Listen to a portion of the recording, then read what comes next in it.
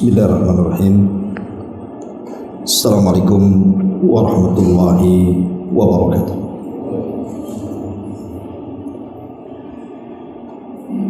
Alhamdulillah wassalatu wassalamu ala Rasulillah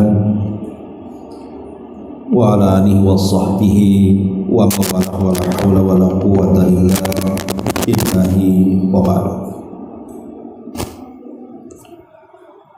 Alhamdulillah, segala puja dan puji hanya milik Allah Subhanahu wa taala. Salawat dan juga salam tahdiahkan kepada Rasul kita Nabi besar Muhammad sallallahu alaihi wa ala alihi wasallam.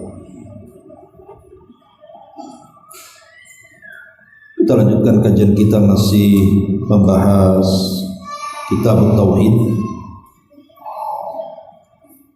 dan masih menjelaskan tentang seputar tabarruk, meminta berkah dengan pohon, batu dan yang semisalnya.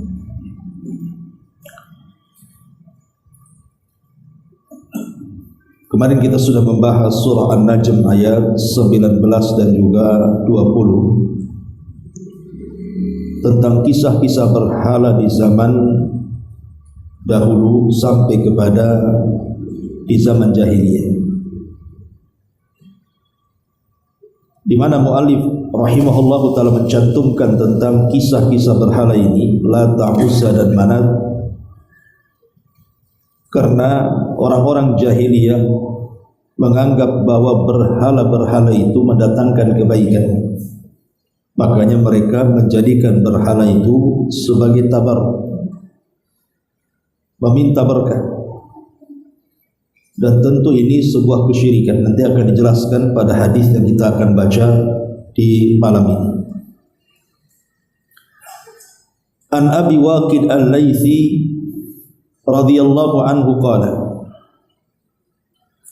kharajna ma'a Rasulillah sallallahu alaihi wasallam ila Hunain wa nahnu hudatsa'u ahdin bi kufrin.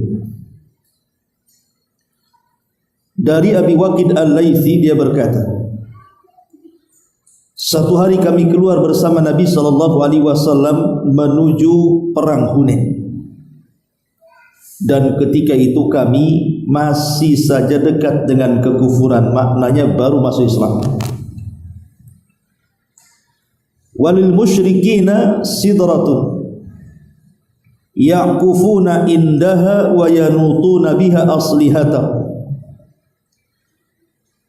Dan orang-orang musyrik itu memiliki satu pohon besar dari pohon-pohon bidara yang mereka selalu singgah dan iktikaf di situ, dan juga menggantungkan senjata-senjata mereka sebelum perang.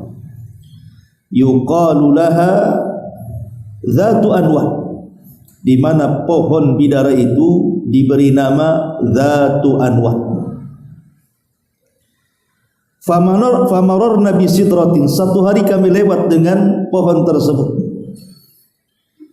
Fakulna, maka kami katakan, ya Rasulullah, ij'al lana dzata anwatin kama lahum dzatu anwat. Rasul, buatkan jugalah untuk kami dzatu anwat itu. Maksudnya semacam pohon yang diambil berkah, sebagaimana mereka orang-orang musyrik itu memiliki dzatu anwat. Faqala lahum Rasulullah sallallahu alaihi wasallam, maka Nabi sallallahu alaihi wasallam bersabda, Allahu akbar, innaha sunan. Qultum walladhi nafsi biyadi, kama qalat banu Israil li Musa, ij'al lana ilahan kama lahum aliha. In qala innakum qaumun tajhalun. Maka Nabi SAW murka dan mengatakan, Allahu Akbar, ini tata cara yang menyesatkan. Apa yang kalian katakan, demi zat yang jiwaku berada di tangannya, persis seperti Bani Israel mengatakan kepada nabinya Musa, jadikan untuk kami Tuhan sebagaimana mereka memiliki banyak Tuhan. Maka Musa mengatakan, kalian kaum yang jahil. la tarkabunna sanana atau sunana man kana qablakum, sungguh kalian akan mengikuti tata cara orang sebelum kalian. Rawahu Tirmidzi wa sahhaha. Riwayat ini dikeluarkan Imam Tirmidzi dan beliau sahihkan riwayatnya. Tapi kita sedikit jelaskan tentang sejarah hadis ini. Jadi kita tahu bahwa setelah Nabi SAW membuka Mekah atau dengan istilah Fathu Mekah, ketika itu Nabi SAW mendengar ada beberapa kabilah, di antaranya Hawazin yang ada di sekitar Taif itu, di mana kabilah-kabilah ini ada isu setelah Nabi SAW berhasil mengepung Mekah dan membebaskan Mekah, mereka akan menyerang dengan pasukan besar. Maka Nabi SAW yang tadinya hendak umrah, Rasul batalkan karena mendengar isu bahwa kabilah-kabilah di luar seperti Hawazin dan yang lainnya akan menyerbu dia dan juga para sahabat. Maka Nabi SAW pun kemudian menyiapkan pasukan setelah Fathu Mekah, kemudian menuju ke Hunain, di mana Hunain ini dekat dengan Dhi Majaz atau dekat dengan Taif, ya. Antara jarak dia dengan Taif atau jarak Mekah dengan Taif ya kurang lebih sekitar 10 mil ke Hunain itu. Lah kemudian Nabi SAW berangkatlah menuju arah Arafah. Kemudian akhirnya pasukan Nabi SAW berjumpa dengan pasukan kabilah-kabilah yang katanya mau menentangnya dan menyerangnya. Kemudian terjadi pertempuran di Hunain. Dan Allah Subhanahu wa taala takdirkan Rasul menang dalam perang Hunain. Dan Allah Subhanahu wa taala anugerahkan ghanimah yang paling banyak seumur hidup Rasul melakukan peperangan. Ghanimah inilah kemudian dibagi-bagikan Nabi SAW kepada penduduk Mekah yang baru masuk Islam. Karena ketika terjadi Fathu Mekah, itu kan banyak sahabat-sahabat yang baru masuk Islam, baru-baru setelah Mekah dikuasai. Kemudian banyak kabilah-kabilah masuk Islam. Lah dalam tempo sesingkat-singkatnya mereka bergabung dalam perang Hunain, sehingga kedekatan mereka dengan kekufuran masih dekat. Artinya hati mereka itu belum betul-betul bulat mentauhidkan Allah. Ya masih belajar, namanya baru masuk Islam. Lain dengan as-sabiqun al-awwalun dari kalangan muhajirin dan juga ansar. Lah dalam perjalanan Nabi SAW dari Mekah menuju Hunain itu, rupanya para sahabat lewat di sebuah pohon. Dulu pohon itu diagungkan orang-orang musyrik, namanya Dzatu Anwar. Jadi orang-orang musyrik itu sangat mengagungkan pohon itu karena diyakini memiliki berkah. Karena berhala-berhala di zaman jahiliyah itu ya nyembah pohon, batu dan yang semacamnya. Jadi adalah beberapa para sahabat itu yang baru masuk Islam, baru bergabung dalam peperangan, dan mereka juga baru masuk Islam. Mereka berhenti di pohon itu. Kemudian terkenang di masa jahiliyah bahwa dulu orang-orang jahiliyah kalau hendak perang, maka mereka akan menggantungkan pedang-pedang mereka atau senjata-senjata mereka di pohon itu, dengan sebuah keyakinan pohon yang berkah itu akan mentransfer kekuatan dan akan memenangkan peperangan. Itu keyakinan. Makanya kemudian mereka mengatakan di hadapan Nabi SAW, Rasul, cobalah engkau buat juga pohon seperti ini, biar kami sebelum perang itu bisa menggantungkan pedang-pedang kami dan kami mendapatkan kepercayaan tentang kemenangan perang, karena sudah ada berkah dari pohon itu. Maka Nabi SAW marah ketika itu, karena ini masalahnya bukan masalah ibadah, tapi ini sudah mencakup masalah akidah. Sahabat biasa terkadang melakukan kesalahan, tapi dalam konteks ibadah Nabi SAW terkadang tidak emosi, tidak marah. Seperti ada Arab Badui yang masuk ke masjid kemudian kencing dalam masjid. Semua sahabat emosi dan marah. Tapi Nabi SAW dengan tenang dan lembut menasihati orang yang kencing dalam masjid itu. Akhirnya kemudian si Badui yang kencing di masjid itu karena takjub dengan kelembutan Rasul mendoakan dengan doa, Allahumma arhamni wa Muhammadan wa la tarham minhum ahada. Ya Allah, rahmati aku dan Muhammad saja, jangan kau rahmati orang-orang yang melotot kepadaku, tuh katanya. Maka Rasul mengatakan, engkau sudah menyempitkan yang luas, katanya. Rahmat Allah itu luas, jangan disempitkan kau dan aku saja. Artinya Nabi SAW lembut, karena ketika itu penyimpangan dalam bab ibadah saja, tidak menjadikan orang keluar dari Islam. Tapi dalam konteks ini, walaupun yang minta kepada Rasul itu adalah hudatsau ahdin bi kufrin, artinya orang yang baru masuk Islam. Biasanya Rasul kalau kepada orang yang baru masuk Islam kan lembut. Makanya banyak para sahabat itu kalau berperkara kemudian mereka melakukan kesalahan, mereka menganggap, duhai aku sekiranya baru masuk Islam.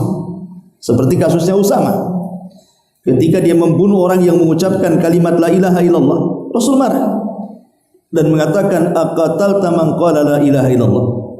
Usama, engkau sudah membunuh orang yang mengucapkan la ilaha illallah ya? Kau tahu Usama? Tidak wahai Rasul, aku membunuh karena dia takut pedang, bukan karena ingin masuk Islam. Kata Rasul, apakah engkau sudah belah dadanya sehingga kau tahu isi hatinya? Ya Usama, bagaimana dengan kalimat la ilaha illallah? Nanti pada hari kiamat dia akan menuntutmu di hadapan Allah. Apa kata Usama? Ketika melihat kemarahan Rasul, dia mengatakan, duhai kiranya aku baru masuk Islam, katanya. Sebab kalau orang masuk Islam itu jarang dimarahin Nabi. Tapi kasus ini beda. Nabi SAW marah ketika para sahabat meminta, yang baru-baru masuk Islam itu meminta sebuah pohon untuk diambil berkahnya. Akhirnya Nabi SAW mengatakan, Allahu Akbar, Allahu Akbar, Allah Maha Besar. Apa yang kalian minta itu persis seperti Bani Israel meminta sesuatu kepada Musa Nabi mereka. Ij'al lana ilahan kama lahum alihah. Wahai Musa, buatlah untuk kami sebuah patung, sebuah Tuhan, sebagaimana mereka banyak Tuhan. Lah, Nabi Musa alaihi salatu wassalam sebenarnya baru saja menyeberangkan mereka, menyeberangkan dari Laut Merah. Ketika mereka dikejar-kejar Fir'aun, kemudian mata mereka juga masih menyaksikan bagaimana Fir'aun ditenggelamkan. Artinya baru saja mereka mendapatkan nikmat Allah, dibimbing Nabi. Baru saja diselamatkan, kemudian lewat di sebuah tempat, di situ pula memang tempat itu para penyembah berhala. Tiba-tiba mereka mengatakan kepada Musa, ya Musa, ij'al lana ilahan kama lahum alihah. Wahai Musa, jadikan untuk kami Tuhan sebagaimana orang-orang itu banyak Tuhannya. Masa kita satu saja Tuhannya? Musa marah dan mengatakan, innakum qaumun tajhalun, kalian itu betul-betul kaum yang jahil. Sudah dapat hidayah mau sesat pula kalian. Lah Nabi SAW mengingatkan para sahabat, jangan seperti Bani Israel yang meminta sesembahan selain daripada Allah Subhanahu wa taala, akhirnya terjerumus kepada kesyirikan. Tapi Rasul mengatakan, la tarkabunna sanana man kana qablakum. Sungguh kalian satu saat akan mengikuti tata cara umat sebelum kalian. Inilah global daripada makna hadis Abi Waqid Al-Laythi radhiyallahu anhu. Baik, kita akan ambil beberapa hikmah dari hadis ini. Yang pertama, hadis ini mengajarkan kepada kita tentang tahdzir minasyirki. Kita diperingatkan untuk jauh-jauh dari kesyirikan. Karena terkadang kita ini menyangka sesuatu itu bisa mendekatkan diri kita kepada Allah, menyangka sesuatu itu baik bagi kita, boleh jadi mungkin dapat pahala banyak dan kebaikan. Rupanya bisa saja sesuatu itu justru menjauhkan kita dari Allah dan menjerumuskan kita kepada kesyirikan. Seperti yang banyak hari ini dilakukan orang-orang awam. Mereka berziarah ke kuburan, bahkan sebagian orang-orang yang di kuburan bisnis kuburan pula dia. Masuk kuburan aja pakai tiket. Ada tuh kuburan-kuburan keramat itu kalau masuk pakai tiket. Istilahnya bisnis kuburan jadinya kan. Lah orang-orang yang masuk kuburan ini bukan hanya setakat ziarah kubur kan gitu. Tapi lebih daripada itu mereka meminta-minta di kuburan, meminta-minta berkah di kuburan, meminta-minta macam-macam di kuburan itu. Ada yang i'tikaf di situ, ada yang tawaf di situ, ada yang berkurban di situ, macam-macam. Lah dalam pikiran orang-orang awam ini kan rata-rata mungkin perbuatan itu bagi mereka sebuah berkah. Makanya rela mereka menabung untuk ziarah ke makam-makam terkadang. Karena ada sebuah keyakinan mereka akan mendapatkan kebaikan di situ kan. Lah ada orang-orang itu yang tertipu dengan angan-angannya.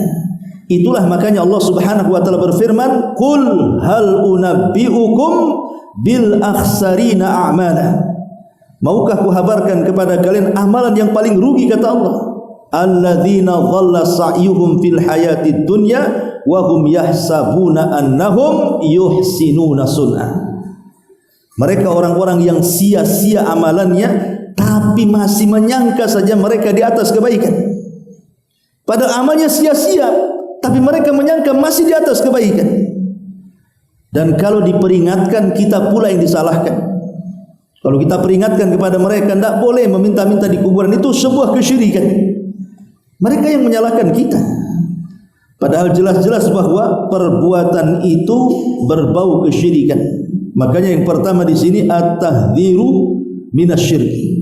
Yang pertama. Yang kedua, bayanu anna tabarruka bil asjari wal ahjari wal wuquf 'alaiha wa ta'alluqu biha. Atau bayan anna tabarruka bil asjari wal ahjari wal wuqufa 'alaiha wa ta'alluqa biha minasyirki alladhi waqa'a fi hadhihi al-ummah wa anna man waqa'a fihi fa huwa tabi'un li tariqil yahudi wan nasara tarikun li tariqi Nabi sallallahu alaihi wasallam.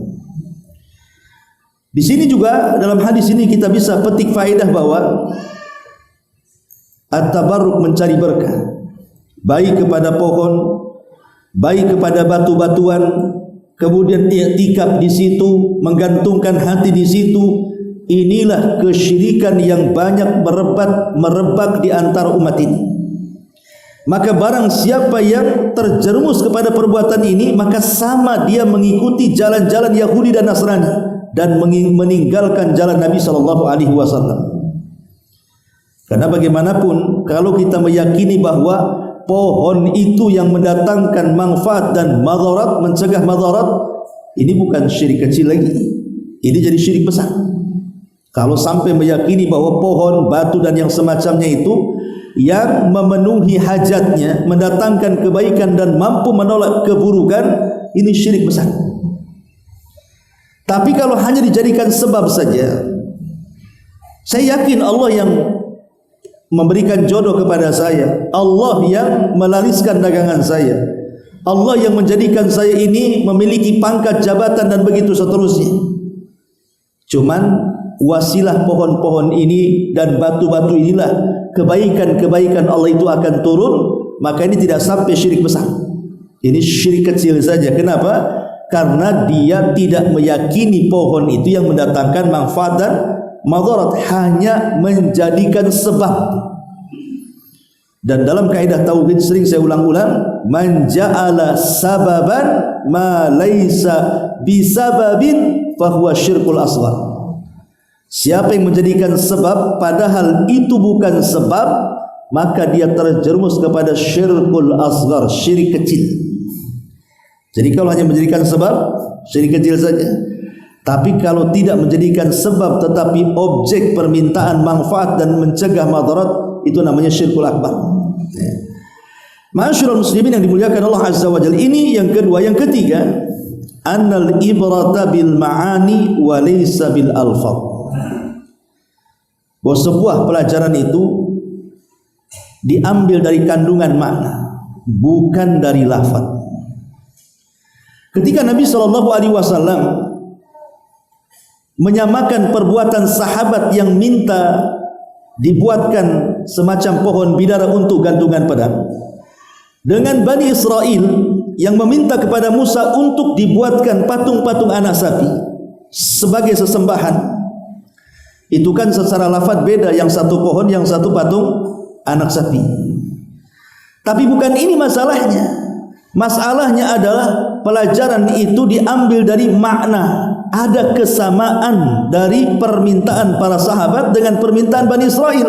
Sama-sama meminta sesuatu selain daripada Allah Subhanahu wa taala untuk diambil manfaat dan mencegah madarat. Itu masalahnya. Barang itu apa saja terserah. Mau pohon apa, mau batu apa, mau gua apa, mau gunung apa gitu kan. Tapi kalau inti kandungannya sama, meminta berkah yang tidak ternaskan di situ ada berkah, itulah yang terlarang. Bisa syirik besar, bisa syirik kecil, tergantung keyakinan. Ini yang ketiga. Yang keempat, an-nahyu anit tasyabbuh bi ahlil jahiliyati wal kitabi fima huwa min khasaisihim wa ibadatihim. Di sini ada larangan. Tidak boleh seseorang itu tasyabuh, menyerupai orang-orang jahiliyah dan ahli kitab terhadap kekhususan mereka dan ibadah-ibadah mereka. Jadi dianggap tasyabuh itu kalau kita meniru kekhususan dan ibadah mereka. Tapi kalau keumuman ya tidak dianggap tasyabuh. Seperti umpamanya kita pakai baju koko, mereka pakai baju koko umum, tidak tasyabuh. Ya. Tapi umpamanya antum memakai baju Santa Claus umpamanya kan, itu kan tidak umum. Hanya memakai baju itu kan pada ritual-ritual tertentu saja mereka kan. Ketika ada perayaan baru mereka pakai. Lah kalau kita kemudian menggunakan pakaian itu disebut tasyabuh karena ini kekhususan namanya. Jadi tasyabuh itu dalam kekhususan dan juga dalam ibadah-ibadah mereka. Ma'asyiral muslimin yang dimuliakan Allah Azza wa Jalla. Kemudian juga yang kelima, himayatu janabi tauhid wa saddu dzara'i syirki. Dalam kisah Abi Waqid Al-Laitsi ini ada faedah tentang pentingnya menjaga tauhid dan juga menyediakan hal-hal sebelum terjadinya, menyediakan payung sebelum hujan, menyediakan hal-hal yang bisa melindungi dari kesyirikan sebelum kejadian. Makanya belajar tauhid itu penting. Karena orang yang tidak paham tauhid pasti terjerumus pada kesyirikan. Dan ilmu tentang tauhid itu bagian daripada syadud dariah namanya. Kan antum ngaji di sini disebut syadud dariah. Sehingga tahu oh ini syirik, ini enggak. Ini tauhid, ini yang tidak, dan begitu seterusnya. Kemudian juga dalam hadis juga ini ada faedah yang sangat bagus sekali, bahwa hadis ini min a'lamin nubuwatihi, ada tanda-tanda kenabian, di mana Nabi SAW mengatakan apa? La tarkabanna atau la tarkabunna sanana man kana qablakum. Kelak kalian akan mengikuti tata cara umat sebelum kalian. Dan sedekah Rasulullah. Lihat hari ini umat Islam yang mereka melakukan syahadat, setiap habis salat mereka bertahlil la ilaha illallah, tapi kelakuan mereka masih seperti umat sebelum mereka, datang ke kuburan meminta-minta, datang ke tempat-tempat keramat meminta-minta, percaya dengan dukun, tangkal dan yang semacamnya. Kalau mereka bukan umat Islam terserah hantam saja, nggak ada urusan kami. Tapi ternyata yang melakukan ini adalah umat Islam. Yang lebih parah lagi, mengaku bahwa ini ajaran Islam, baik yang datang ke dukun ataupun yang jadi dukun, bahwa ini adalah dukun Islam karena penampilan Islam. Lah yang datang ke dukun juga sama kan gitu. Lah ini kan parah, mengatasnamakan Islam untuk kesyirikan namanya. Ma'asyiral muslimin yang dimuliakan Allah Azza wa Jalla. Baik, kita akan masuk apa korelasi hadis ini dengan bab. Karena kan bab ini bicara masalah tabarruk, mencari berkah. Ikhwan, sebenarnya tabarruk, mencari berkah itu ada dua macam. Ada yang disyariatkan, ada yang dilarang. Jadi tabarruk, mencari berkah itu ada dua macam. Ada yang disyariatkan, artinya dibolehkan, ada yang dilarang. Dan tabaruk sendiri yang disyariatkan itu bermacam-macam. Saya contohkan, seseorang bertabaruk dengan perkara-perkara syar'i yang maklum, seperti mencari berkah dengan Quran. Mencari berkah dengan Quran masyru', karena Quran sendiri memang diberkahi Allah. Allah mengatakan, kitabun anzalnahu ilaika mubarakun. Al-Quran kami turunkan kepadamu ya Muhammad, di dalamnya penuh dengan berkah. Jadi kalau kita umpamanya mengambil berkah dari Al-Quran itu sesuatu yang masyru'. Seperti umpamanya dia mengambil pahala dari bacaannya, karena setiap orang yang membaca Al-Quran itu satu hurufnya 10 kebaikan. Berarti ketika dia membaca Quran dengan niat mengambil pahala dalam setiap satu huruf 10 kebaikan, itu sedang mencari berkah, itu artinya. Ataupun mamanya menjadikan Al-Quran itu sebagai obat dengan cara diruqyahkan, tentu ruqyah yang syar'i. Itu juga bagian daripada tabaruk, mencari kebaikan Quran. Ataupun mamanya dengan Al-Quran kita meminta kepada Allah untuk mengangkat derajat kita. Karena memang Allah Subhanahu wa taala lewat lisan Rasul mengatakan, innallaha yarfa'u bihadzal kitaba aqwaman. Terkadang Allah angkat beberapa kaum itu dengan Quran. Ya. Dan banyak lagi seseorang itu tabaruk, seperti mamanya antum membaca Al-Quran surah Al-Baqarah di rumah dengan harapan tidak ada setan dan mengusir setan. Itu juga bagian daripada tabaruk, mencari kebaikan namanya. Itu namanya tabaruk dengan Quran, itu tabaruk syar'i. Atau dengan seseorang umpamanya mencari ilmu atau berdoa dan yang semacamnya, itu juga bagian dari tabaruk, mencari kebaikan. Kayak antum dari rumah nih, datang ke Nurul Hidayah, kemudian duduk di majelis ilmu dengan niat, saya ingin ketika datang di majelis ilmu malaikat menaungi saya, malaikat mendoakan saya, malaikat mengampunkan dosa-dosa saya, dan ketika saya pergi dari majelis taklim selesai, Allah ampuni dosa-dosa saya. Lah, itu sesuatu yang syar'i. Jadi ada niat gitu ya, datang ke majelis taklim itu untuk mencari berkah. Karena tidak semua orang yang datang ke majelis taklim itu cari ilmu, tapi ada juga yang memang ingin mencari keberkahan majelis. Makanya jangan malas hadir di majelis taklim, ya, karena di situ banyak berkahnya. Kemudian juga contoh yang lain, umpamanya mencari berkah dari makanan. Seperti apa umpamanya ketika Anda makan ini, kemudian setelah makan kata Nabi SAW, falyul'ikuha, hendaklah menjilat-jilat makanan yang tersisa di jari jemari tangan kita. Kemudian Nabi SAW berikan alasannya. Kenapa? Karena kalian tidak tahu di mana berkah makanan itu. Apakah di makanan yang tersisa di jari jemari, ataukah makanan yang ada di piring yang sudah kita makan? Kan kita tidak tahu. Karena kita tahu tidak berkahnya di mana, makanya yang di tangan pun kita jilat. Ya. Bahkan kalau di pesantren itu, ingat saya masih dulu itu, nampannya jadi jilat anak-anak pesantren itu. Mungkin kalau antum buat kayak gitu mungkin tak jadi makan. Tapi memang seperti itu, itulah ajaran sunnahnya seperti itu. Ataupun mamanya tabaruk dengan tempat.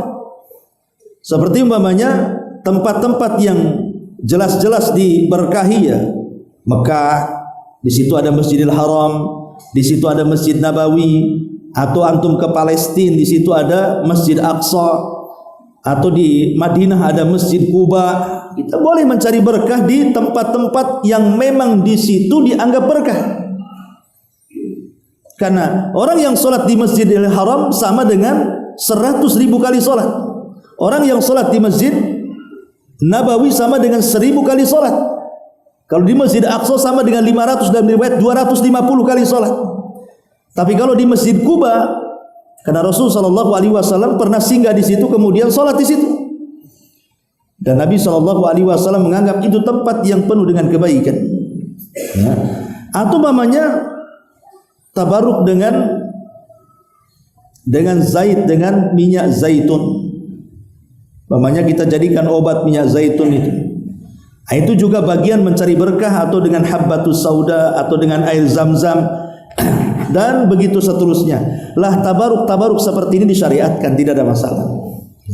Lah yang dilarang adalah tabaruk syirki, mencari berkah dan di dalamnya ada kesyirikan. Ya seperti tadi, datang ke tempat-tempat yang menurut Al-Quran dan Sunnah di tempat itu tidak ada berkahnya. Ngapain kita datang ke situ? Quran tidak menyebutkan itu berkah, hadis Nabi tidak mengatakan itu berkah, tiba-tiba kita mengatakan itu berkah. Nah, ini kan namanya tabaruk yang salah. Makanya dulu di zaman Umar bin Khattab radhiyallahu anhu, Umar itu pernah menyuruh menebang pohon yang dulu di masa Nabi dijadikan tempat Bai'atul Ridwan. Ketika ada sebagian orang di zamannya mulai mengagungkan pohon itu dan sholat di situ, sementara Nabi SAW tidak pernah sholat di situ. Maka ketika Umar melihat kok ada orang-orang yang mulai mengagungkan pohon itu, sholat di situ, khawatir Umar lama-lama nanti orang minta pula kepada pohon. Maka sama Umar ditebang tuh pohon itu. Padahal itu pohon bersejarah kan. Itu pohon bersejarah, kenapa ditebang Umar coba? Itu namanya syaddud dari'ah, supaya ketika sudah tidak ada pohon itu, tidak ada lagi orang yang datang ke pohon itu kan. Sebab setan itu kan cerdas, boleh jadi pertama itu hanya ya datang nengok, itu generasi pertama masih tahu hukum. Bisa saja generasi keduanya setan datang lagi, bisa saja mereka disuruh untuk menyembah pohon itu, dan itu sudah terjadi. Ya. Ma'asyiral muslimin yang dimuliakan Allah Subhanahu wa taala, maka tempat-tempat, cara-cara ya ataupun waktu-waktu yang tidak ada nasnya dari Quran dan Sunnah itu sebuah keberkahan, maka kita tidak boleh tabaruk di situ. Baik, ma'asyiral muslimin yang dimuliakan Allah Subhanahu wa taala, adapun bicara soal berkah, berkah ini sendiri definisinya adalah dia adalah luzumul khairi wastiqraruhu qalla au kasur. Jadi berkah itu artinya kebaikan yang menetap dan tidak akan hilang, baik sedikit ataupun banyak. Itulah makna daripada berkah. Saya ulangi bahwa berkah itu luzumul khairi wastiqraruhu qalla au kasur. Jadi berkah adalah kebaikan yang menetap dan tidak akan kebaikan yang menetap dan tidak akan pernah hilang, baik kebaikan itu banyak ataupun kebaikan itu sedikit, maka tetap akan membawa kebaikan. Seperti ada istilah di masyarakat kan begitu kan, nggak apa-apa gaji kecil tapi berkah daripada gaji besar tapi tak berkah. Ya ada benarnya juga ucapan kayak gini, karena yang dilihat itu bukan nominalnya, tapi dilihat itu berkah atau tidaknya. Sebab kalau seandainya banyak harta tidak berkah pun dia tidak akan merasa cukup. Makanya lihat orang-orang yang sudah kaya raya itu, mereka masih disiksa dengan kekayaannya karena mereka tidak mendapatkan kekayaan dengan cara berkah. Ada orang-orang kaya itu disiksa dengan kekayaannya. Seperti apa? Ya tidak ada waktu kecuali dia harus memperhatikan dan menjaga kekayaannya, seolah tidak pernah rehat hidupnya, tidak pernah tenang hidupnya, sibuk dengan kekayaannya. Orang ini sedang disiksa dengan kekayaannya. Makanya ikhwatu fillah muliakan Allah Azza wa Jalla, mencari berkah dalam hidup itu penting. Bagaimana caranya? Ma'asyiral muslimin yang dimuliakan Allah Subhanahu wa taala, cara mencari berkah disebutkan oleh para ulama tentang sebab-sebab seseorang itu mendapatkan berkah. Yang pertama adalah berusaha untuk zuhud dan qanaah. Orang kalau zuhud itu, zuhud kan tidak mesti miskin ya. Zuhud itu orang kaya bisa zuhud. Seperti Nabi itu zuhud. Tidak mesti zuhud itu miskin. Orang kaya pun bisa zuhud. Karena arti zuhud itu maksudnya meletakkan dunia di tangan dan tidak sampai memasukkan ke hati. Sehingga kalau dunia itu hilang, tidak pengaruh kepada hati. Toh cuma hanya singgah di tangan, kemudian berpindah tangan, hati tidak akan terpengaruh. Itu makna zuhud. Dan itu kita bisa rasakan apakah kita orang zuhud atau tidak ketika dunia menghilang dari kita. Pamannya seseorang diuji rumahnya kebakaran, berangkasnya dicuri orang, dompetnya hilang di jalan, atau apalah nama yang berkaitan dengan kekayaan. Ini kalau umpamanya hatinya terus terpikir dengan kekayaan, berarti belum zuhud dia. Kenapa? Karena masih memikirkan apa yang sudah diambil Allah Subhanahu wa ta'ala. Padahal terkadang apa yang kita anggap itu sebuah keburukan, rupanya di sisi Allah itu sebuah kebaikan. Boleh jadi itu sebuah ujian, kan begitu. Lah ketika orang itu penuh dengan zuhud plus dengan qanaah. Qanaah itu apa? Menerima dengan pemberian Allah Subhanahu wa ta'ala. Ini yang agak berat. Terkadang orang itu kan susah menerima pemberian Allah Subhanahu wa ta'ala. Kecil ataupun banyak tetap dia katakan alhamdulillah.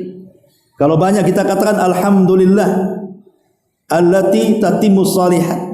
Tapi kalau kecil ya kita katakan alhamdulillah ala kulli hal. Ya. Tetap kita bersyukur. Nah, ini juga salah satu sebab husulul barakati, kata ulama. Yang kedua juga al-mudawamatu ala dzikrillahi wa kasratid du'a. Senantiasa berzikir kepada Allah dan memperbanyak doa. Karena zikir dan doa itu senjata kita untuk meraih keberkahan. Kemudian juga secara singkat birrul walidain, berbuat baik kepada orang tua. Kemudian al-infaqu fi sabilillah, berinfak di jalan Allah.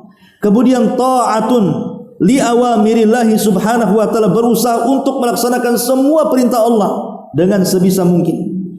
Kemudian juga ridal khaliq anil makhluk wa mahabbatuhu lahu wa ikhtiyaruhu min nafsi duna su'alin.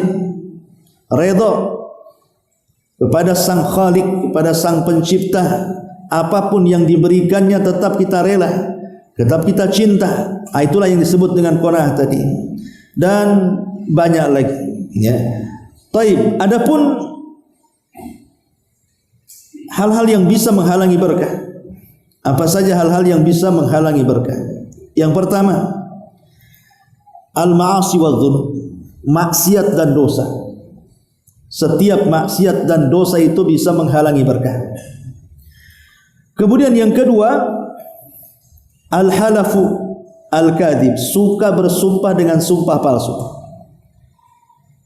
Orang yang suka bersumpah dengan sumpah palsu atau kebanyakan sumpah untuk melariskan dagangannya, hakikatnya keuntungannya tidak berkah. Dia tidak bersumpah palsu, memang sumpahnya wallahi, tetapi wallahinya itu hanya untuk melariskan dagangan saja. Ini tidak akan berkah hasilnya. Kemudian juga di antara yang tidak berkah adalah man'uz zakat, orang yang melarang zakat. Karena zakat itu kan hakul mal, kalau tidak dikeluarkan tidak berkah harta kita. Kemudian juga tatfiful kaili wal mizan, orang yang suka mengurang-urang takaran, mengurang-urang timbangan, dan yang semacamnya itu pun tidak berkah, karena hakikatnya dia memakan harta orang lain dengan cara zalim. Terkadang memakan harta anak yatim, terkadang memakan harta orang miskin. Karena yang namanya pembeli dan penjual itu kita tidak tahu siapa dia. Bisa saja dia orang miskin, bisa saja dia fakir, seorang fakir, bisa saja dia seorang yatim. Kita tidak tahu. Makanya orang-orang yang suka menukar-nukar mengurang-urang takaran dan timbangan, dan juga turunannya, seperti umpamanya orang bekerja, dia tidak sebagaimana syarat-syarat di awal. Dia mencuri waktu, bosnya tidak ada, tidur umpamanya, atau malas-malas gitu ya. Atau belum waktunya dia pulang, sudah berkahan yang Allah Subhanahu wa taala akan turunkan. Termasuk juga infaqul khabith minal mal wa tasadduq birradi, berinfak dengan sesuatu yang orang sendiri tidak mau menerimanya. Dia berinfak dengan barang-barang yang kita sendiri sebenarnya sudah tidak mau, dan orang itu juga tidak layak diberikan pemberian itu. Maka kalau berinfak itu yang bagus, bukan Allah mengatakan innallaha jamil yuhibbul jamal, Allah itu indah, suka yang indah-indah. Kalau infak yang orang lain saja tidak mau menerimanya, maka itu bagian daripada ketidakberkahan. Dan banyak lagi. Tapi intinya bahwa, kembali kepada tema, bahwa hadis ini mengajarkan kepada kita tentang tauhid, bahwa berkah itu tidak diraih kecuali datang dari Allah. Sehingga sesuatu yang tidak Allah anggap berkah, atau Rasulnya Rasulnya dianggap berkah, jangan mencari berkah di situ. Contoh umpamanya, Di masyarakat itu kan kadang-kadang kita lagi viral kan tentang masalah nasab ini. Nasab yang sampai kepada Nabi SAW dari nasab Ba'alwi itu kan viral, sampai kepada macam-macam pemberitaan itu, sampai ke jual beli kuburan tadi. Jadi ada beberapa kuburan itu dianggap kuburan wali, padahal nggak ada isinya kuburan itu. Jadi kuburan itu nggak ada orangnya dalam kuburan itu, hanya dibentuk kuburan kemudian ditulisi bahwa ini wali fulan atau wali Allah. Kemudian orang berbondong-bondong dari mana-mana karena ada cerita yang dibuat-buat di situ. Bahwa ini wali lah, bahwa ini begini-begini, punya karamah, mukjizat dan yang semacamnya. Akhirnya kemudian orang-orang berbondong-bondong ke situ mencari berkah. Seandainya pun kita katakan memang itu kuburan wali, kita tidak syak lagi itu kuburan wali. Seandainya, apakah kemudian kita boleh mencari berkah di situ? Tidak boleh, karena tidak ada para sahabat Nabi SAW setelah meninggalnya Rasul datang ke kuburan Nabi.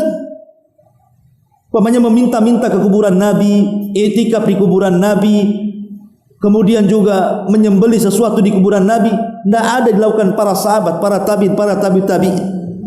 Tidak ada generasi terbaik yang mereka datang ke kuburan Nabi. Itu kuburan Nabi jelas-jelas Pak ya. Mereka hanya datang ke kuburan Nabi itu hanya untuk mengucapkan salam saja. Berziarah ke kuburan Nabi, mengucapkan salam, tidak lebih daripada itu.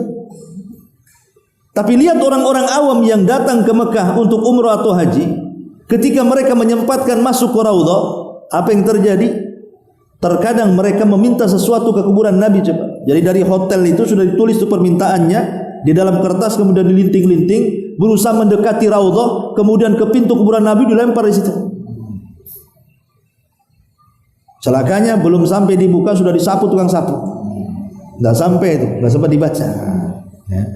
Bahkan contoh saja ketika tawaf, antum lihatlah ketika tawaf itu kan sekarang ada siaran langsung.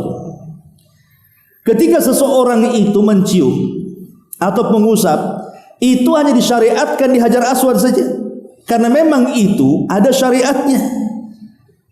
Ya, Nabi SAW memang mencontohkan, makanya Umar bin Khattab radhiyallahu mengatakan ketika mencium Hajar Aswad, inni la a'lamu annaka hajarun la tadhur wa la tanfa. Engkau ini hanya batu, ku tahu, kata Umar, tidak mendatangkan manfaat dan juga madarat. Falaula anni ra'aitun nabiyya sallallahu alaihi wasallam qabbalaka ma qabbaltuka. Kalau bukan karena aku melihat Rasul mencium kamu, ngapain aku cium kamu, katanya. Itu otak secerdas Umar saja. Dia tidak mencium Hajar Aswad kecuali karena Rasul mencium. Tapi hari ini yang dicium itu bukan Hajar Aswad saja. Ketika orang berdesak-desakan tidak bisa mencium, meraba Hajar Aswad, sasarannya apa? Makam Ibrahim.